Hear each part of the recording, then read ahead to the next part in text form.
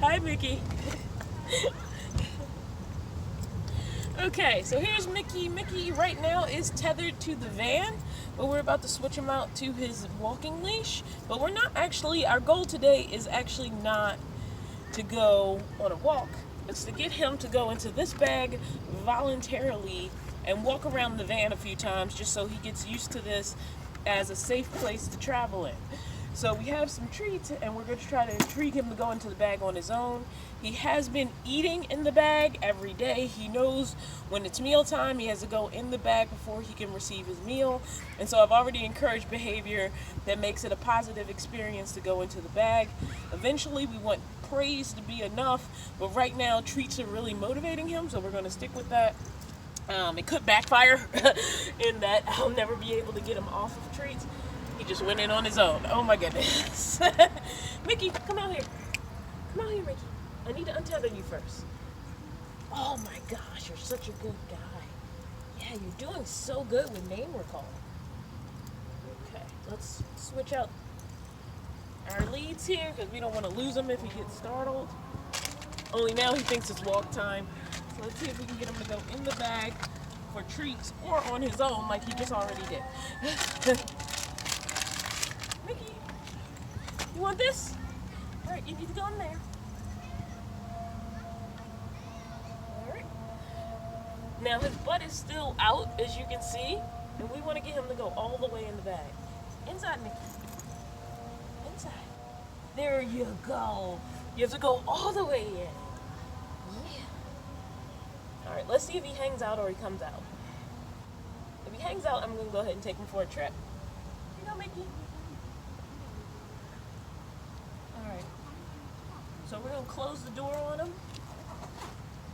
He seems to be okay as long as he's getting his treat. You want another treat? Here you go, Mickey. Here you go. Right here. Here you go. All right. I'm going to drop a few treats down in his bag. I'm going to leave the leash hanging out so that when he comes out the door, I still have control of him. And we're going to go up. Now the hardest thing about the book bag is I now cannot see him. So I don't know if he's stressing out, if he's okay. But we're going to walk around the van, come back, and then let him out again so that it's not a long, traumatizing experience being confined.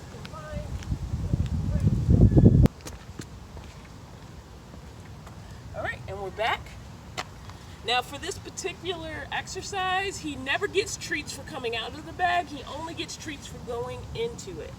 And he seems to be fine. He doesn't know what's going on, but he seems to be fine. He's a little what's up, man? He's not quite comfortable, but he's not freaking out because I've seen him freak out. So now we're going to come back down to the ground. All right. I have my treats ready, but he does not get these until he comes out of the van. I mean, he doesn't only get these for going in the bag, not coming out of it, so we're going to give him one for being so cool in the bag. Then we're going to open the bag, and we're going to let him out. Come on out, buddy. Now, as you see, he's already going back in the bag because he knows that the bag is where he gets treats, so it's a positive place. Come on out. Okay. In the back. Go in there. Gotta go in. All right. Here you go. If he stays, we're going to do another walk. And he's going to get rewarded. Okay, so he's staying in the bag. I'm going to close the bag up. Here you go. I'm just going to drop a few in there. We're going to bring him back up in the air. And you can see he's not freaking out, which is the goal. And because the trips are so short, he doesn't have time to get frustrated about being confined. And hopefully that means the bag becomes a safe space for him over time and he gets really good at traveling in it. Now under normal circumstances, I would still have this in my hand so that if he was ready to get out and walk, I would be ready too. So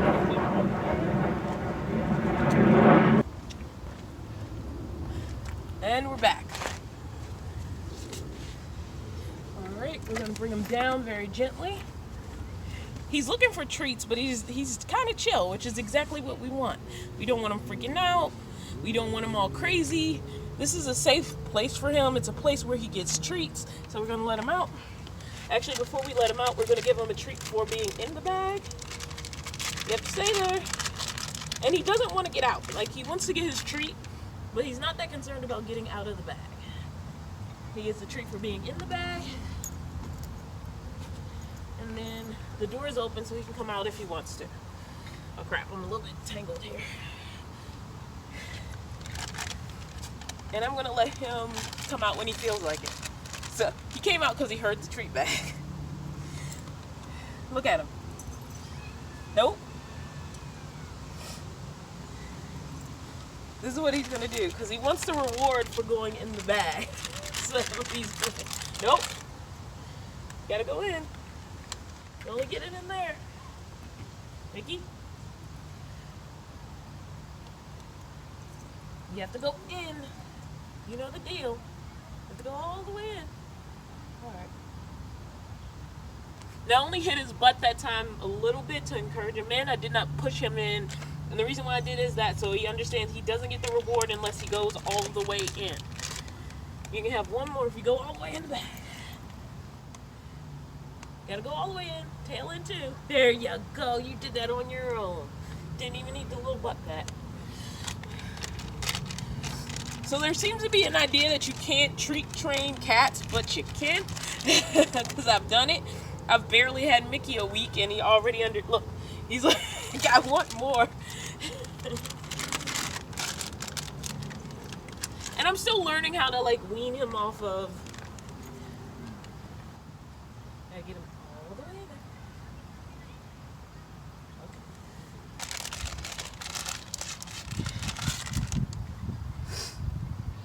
But the main thing is, even after he runs out of treats, he's not trying to escape the bag. Like right now, he's just sitting in there. Eventually, he'll decide if there's no treats, he's not interested.